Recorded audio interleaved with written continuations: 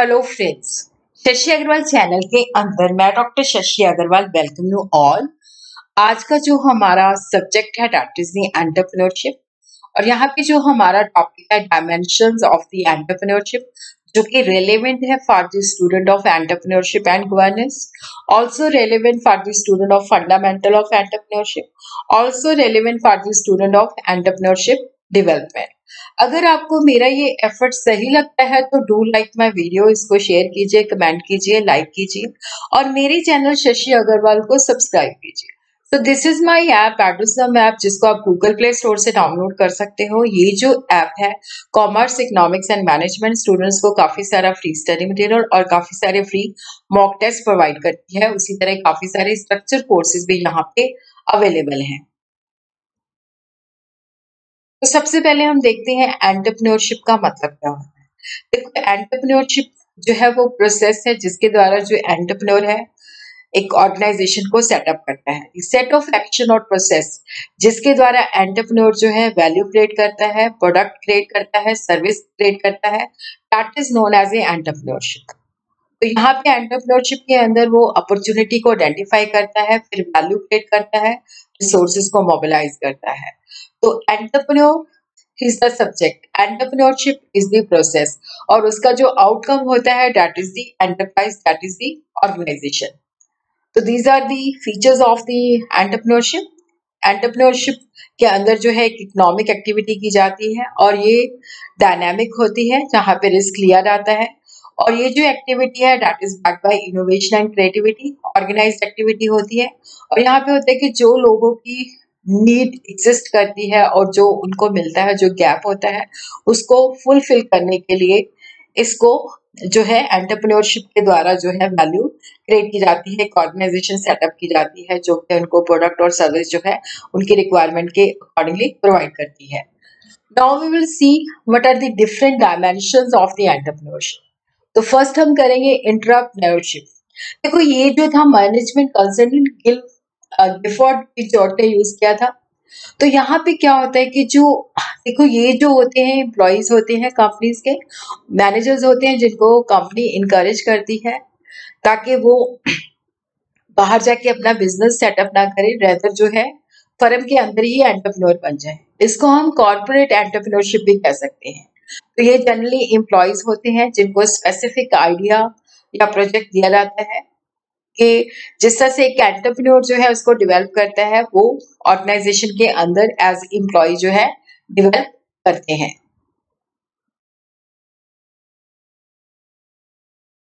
ये जो व्यक्ति होते हैं कैपेबल होते हैं, जो ऑर्गेनाइजेशन में काम करते हैं। जब इनके पास एक अच्छा इनोवेटिव आइडियाज आता है तो कंपनी इनको जो है वो आइडिया को एक्सप्लॉइट करने के लिए अपॉर्चुनिटी प्रोवाइड करती है, कंपनी के रिसोर्सेज जो यूज करते हैं। और इनका मेन जॉब जो होता है कि जो उन्होंने वो आइडिया लिया है उस स्पेसिफिक प्रोजेक्ट को प्रॉफिटेबल वेंचर के अंदर कन्वर्ट करना होता है। तो इसको हम पेड एंटरप्रेन्योर भी कह सकते हैं, इनसाइड एंटरप्रेन्योर भी कह सकते हैं। देखो, मैनेजमेंट जब इनको एम्पावरमेंट देती है, सपोर्ट करती है, रिसोर्सेज प्रोवाइड करती है, तो डेफिनेटली दे बिकम सक्सेसफुल। तो यहाँ पे जो इसकी जो इम्पोर्टेंस है, जो फीचर्स हैं कि ये अपॉर्चुनिटी को आइडेंटिफाई करते हैं, अपने आइडियाज को मैनेजमेंट को प्रेजेंट करते हैं। फिर उसके बाद क्या होता है कि मैनेजमेंट अगर उनके आइडिया से सेटिस्फाइड होती है तो उनको एम्पावर करती है कि इस आइडिया को इम्प्लीमेंट किया जाए। तो वो पूरी स्ट्रैटेजी बनाते हैं, ऑर्गेनाइजेशन की एक्सपेंशन करते हैं, इनोवेशन और क्रिएटिविटी उसमें लाते हैं। और उसी तरह क्या होता है कि उस वेंचर को लीडरशिप प्रोवाइड करते हैं। तो एग्जाम्पल है जैसे गूगल, इंटेल एंड 3M, सीमेन जो है कंपनीज हैं जो कि एंटरप्रेन्योरशिप को प्रमोट करती हैं। इंडियन कंपनी जैसे इन्फोसिस है, TCS है, कार्नेटिक इंडिया है। तो इन्होंने भी न्यू प्रोडक्ट्स और यूटिलिटी जो है एंटरप्रेन्योरशिप के द्वारा जो है माध्यम से डेवलप किए हैं। एम्प्लॉयज को इन्होंने कहा कि जो क्रिएटिव एम्प्लॉयज हैं, इन हाउस इनोवेशन उनके द्वारा डेवलप की है। इसी तरह सेकंड जो डायमेंशन है दैट इज द टेक्नोप्रेन्योरशिप। देखो, ये दो शब्दों से बना हुआ है, टेक्नोलॉजी एंड एंटरप्रेन्योरशिप। तो यहाँ पे क्या होता है कि जो एंटरप्रेन्योरशिप जो है वो टेक्नोलॉजी इंटेंसिव कंटेक्स्ट में यूज की जाती है, जिसके बेसिस पे न्यू प्रोडक्ट, न्यू प्रोसेस या सर्विस फॉर सेल्फ या ऑर्गेनाइजेशन या सोसाइटी के लिए डेवलप की जाती है। देखो यहाँ पे जब एंटरप्रेन्योर जो उद्यमी है वो हाई कटिंग एज टेक्नोलॉजी को अपने टैलेंट के साथ कंबाइन करता है और यूनिकनेस लाता है, तो हम कहते हैं कि ये टेक्नोप्रेन्योर है।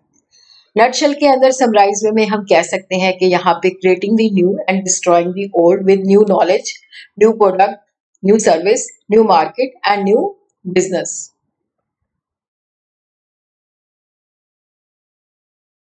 तो यहाँ पे मास मीडिया और जो इंटरनेट होते हैं वो मेन कंट्रीब्यूटिंग फैक्टर होते हैं for the popularity of the technopreneurship. तो टेक्नोप्रेन्योरशिप वो उद्यमी होता है जो कि टेक्नोलॉजी के द्वारा ड्रिवन होता है, इनोवेटिव होता है, रिस्क लेता है और वो ऐसा पाथ जो अनएक्सप्लोर्ड होता है उसको उसके ऊपर अपनी जर्नी स्टार्ट करता है।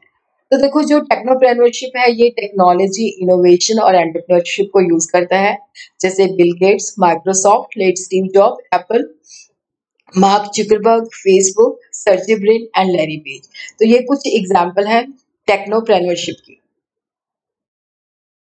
नेटप्रेन्योरशिप जो दो शब्दों से बना हुआ है, नेट प्लस एंटरप्रेन्योरशिप। तो यहाँ पे जो बिजनेस है ऑनलाइन है without any physical office. Is that person who creates, deliver the products and services through online, जो ऑनलाइन के माध्यम से प्रोडक्ट को क्रिएट करता है, डिलीवर करता है और सर्विस प्रोवाइड करता है। तो यहाँ पे जो नेटप्रेन्योरशिप है that is the process of identifying and pooling a bunch of resources to convert a promising opportunity into a viable business venture online. तो यहाँ पे वो क्या करता है कि जो एक वायबल अपॉर्चुनिटी है उसको ऑनलाइन के माध्यम से एक प्रॉफिटेबल बिजनेस वेंचर के अंदर कन्वर्ट करता है। और ये जो एंटरप्रेन्योर होता है इंटरनेट बेस्ड होता है और ये सिर्फ ऑनलाइन डोमेन के माध्यम से ही काम करता है। इसकी कुछ एग्जाम्पल है ebay.com, amazon.com, flipkart.com, monster.com। उसी तरह इंटरनेशनल एंटरप्रेन्योरशिप, इसको मैकडगल एंड ओविएट ने डिफाइन किया है। International entrepreneurship is a combination of innovation, proactive and risk-seeking behavior that crosses national border, is intended to create value in the organization। तो यहाँ पे जब एंटरप्रेन्योर जो है अपने देश का बॉर्डर क्रॉस करके जब दूसरे देशों में जाता है और वहां पे अपना बिजनेस रन करता है तो वी से इज ए इंटरनेशनल एंटरप्रेन्योरशिप। तो यहाँ पे वो इंडस्ट्री जो सेटअप करता है जो हमारी बाउंड्री को, नेशनल बाउंड्री को क्रॉस करती है, तो यहाँ पे वो एक वेंचर, एक ऑर्गेनाइजेशन सेटअप करता है ग्लोबल बेसिस पे और उसका जो ऑपरेशन डिमांड होता है वो इंटरनेशनल होता है। जब वो अपना बिजनेस सेटअप करता है तो फ्रॉम द वेरी बिगिनिंग उसका जो एरिया होता है वो ग्लोबल लेवल पे होता है। और इंटरनेशनल एंटरप्रेन्योरशिप के अंदर आ जाती है हम गुड्स को एक्सपोर्ट करते हैं, licensing as well as commencing a sale office in other countries। तो इसकी एग्जाम्पल है Coca Cola, McDonald, BMW, Puma, Philips and Tata etcetera. Ecopreneurship, तो देखो यहाँ पे ये एक मैनेजमेंट फिलॉसफी है। यहाँ पे जो एंटरप्रेन्योर के बिजनेस एफर्ट्स होते हैं प्रॉफिट के द्वारा तो मोटिवेटेड होते हैं बट साथ के साथ वो इन्वायरमेंट के प्रति भी बहुत कंसर्न होता है। इसको हम इन्वायरमेंट, एंटरप्रेन्योरशिप और इको कैपिटलिज्म भी कह सकते हैं, ग्रीन मैनेजमेंट भी कह सकते हैं। देखो यहाँ पे वो जो प्रैक्टिसेस यूज करता है वो इन्वायरमेंट फ्रेंडली होती है, सस्टेनेबल होती है। जब भी वो कोई ऑर्गेनाइजेशन को सेटअप करता है तो वो ऐसी प्रैक्टिसेस अडॉप्ट करता है जो कि इको फ्रेंडली होती है और इन्वायरमेंट को पल्यूट नहीं करती, इन्वायरमेंट को सस्टेनेबल लेवल पे डेवलप करती है, तो उसको हम कहते हैं इकोप्रेन्योरशिप। ये वो प्रोडक्ट और सर्विसेज ऑफर करता है जो इन्वायरमेंट को हार्म नहीं करती, या वो टेक्नोलॉजी या वो प्रोसेस या प्रैक्टिसेस या पॉलिसी अडॉप्ट करता है जो इन्वायरमेंट फ्रेंडली होती हैं और सस्टेनेबल होती हैं। और जब ये सस्टेनेबल बिजनेस फ्रेमवर्क डेवलप कर रहा होता है तो उस तरह से क्या है वो इनोवेटिव मीन से कि किस तरह से उसने इको फ्रेंडली प्रोडक्ट, सर्विस और प्रोसेस जो है उसको डेवलप करना है।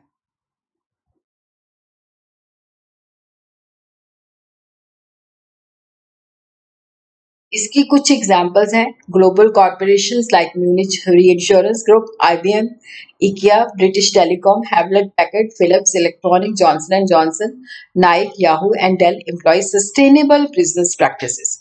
जो एनवायरनमेंट के साथ रिलेट करती हैं। कल्चर एंटरप्रेन्योरशिप, ये एक इमर्जिंग डिसिप्लिन है। ये बताता है कि जैसे cultural product, art, theatre, literature और cultural activities, sports, music, food and film events, वो किस तरह से हम लोकल, नेशनल और ग्लोबल इकोनॉमीज के ऊपर हो सकता है। इसके अंदर इस तरह के प्रोडक्ट और सर्विस होते हैं जो आर्ट, कल्चर को प्रमोट करते हैं। कल्चरल एंटरप्रेन्योरशिप जो अलग अलग आर्टिस्टिक फॉर्म में डिफरेंट एक्सप्रेशन जो है ऑफर करता है। तो यहाँ पे कोशिश होती है कि जो एंटरप्रेन्योर एक्टिविटी है वो प्रॉफिटेबल है, सस्टेनेबल है, वो अपने कल्चर को प्रमोट करती है, अपने हेरिटेज हिस्ट्री को प्रमोट करती है। Cultural entrepreneur are those who aim to build successful business that deliver branded products and services, but जो इनकी business की core चीज होती है, देयर, जैसे इंडिया के अंदर है तो इंडिया की जो कल्चरल है, ट्रेडिशन है, प्रैक्टिसेस है, हेरिटेज है, नो हाउ। तो इसके अंदर कुछ एग्जांपल्स हैं, गोकूप, वंदम, टीज, पेपर बोट एक्सेट्रा।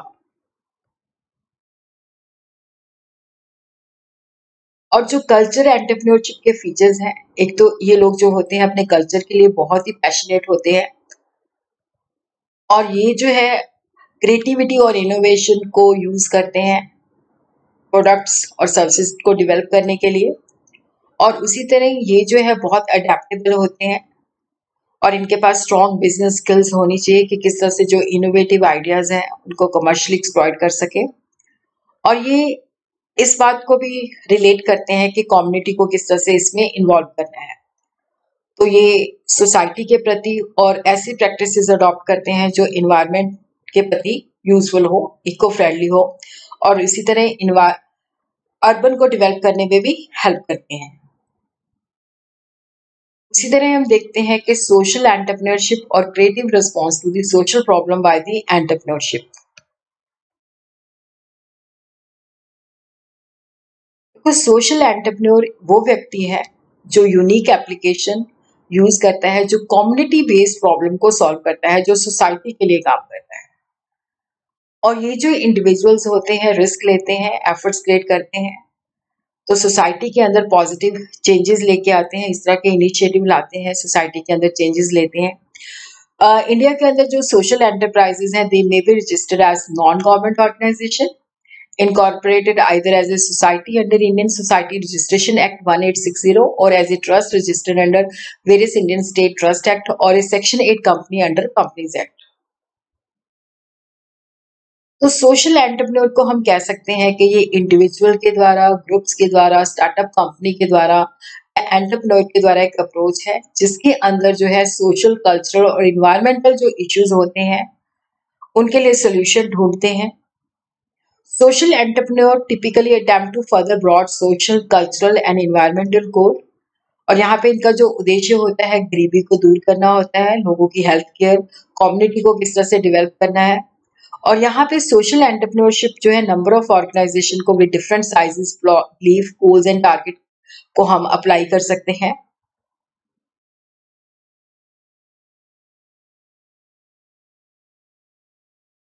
तो ये जो प्रैक्टिस है जहाँ पे इनोवेशन, रिसोर्सफुलनेस, अपॉर्चुनिटी को यूज किया जाता है कि जो सोसाइटी की, जो इन्वायरमेंट की क्रूशियल और क्रिटिकल प्रॉब्लम्स है उनके लिए सोल्यूशन निकाला जाए। तो ये जो है सेल्फिश फॉर्म नहीं होती, यहाँ पे प्रॉफिट को नहीं देखा जाता, सोसाइटी के लिए वेलफेयर क्रिएट किया जाता है। तो ये सेल्फलेस फॉर्म ऑफ एंटरप्रेन्योरशिप होती है। यहाँ पे होता है कि सोसाइटी को हमने किस तरह से सेटिस्फाई करना है, और जो पुअर कम्युनिटीज हैं, डिप्राइव्ड कम्युनिटीज हैं, उनको एम्पावरमेंट देनी है। जैसे micro finance institution, educational programmes, providing bank services in undeserved area, helping children जो कि एपिडेमिक डिजीजेस से ऑर्फन हो जाते हैं, उनको किस तरह से हेल्प आउट करना है। ये कुछ एग्जाम्पल है, जैसे मोहम्मद यूनुस ने ग्रामीण बैंक, और जो कि ग्लोबल लेवल पे माइक्रो फाइनेंस जो है वो लोगों को प्रोवाइड करता है। उसी तरह उर्विश साहनी इंडिया के अंदर फाउंडर एंड सीईओ ऑफ शेफ Study Hall Education Foundation, organisation dedicated to offering education to the most disadvantages girl in India. तो 2017 के अंदर उसको सोशल एंटरप्रेन्योर का प्राइज भी दिया गया था। Harish Hande, CEO and founder of Selco, a company rendering sustainable energy source to the rural region of the country, और ये रूरल सोलर फाइनेंसिंग प्रोग्राम भी, ये जो प्रोजेक्ट था फर्स्ट था। तो ये कुछ एग्जांपल्स हैं।